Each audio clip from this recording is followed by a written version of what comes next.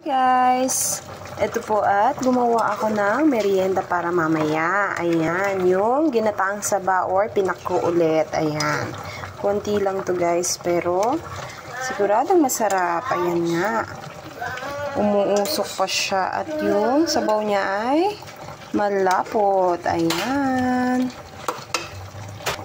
kain po tayo guys. Ayan, partner din po ito sa mainit na kape. Ayan. Ang masarap po nito ay yung hilaw-hilaw pang saba. Hindi po masarap yung hinugnam.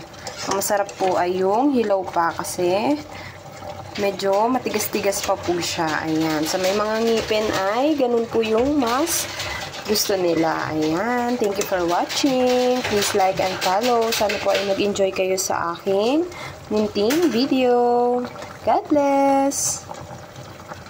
Nga po at luto na siya guys. Ayan, kitang-kita naman po. Ayan nga at nuntok sa lata.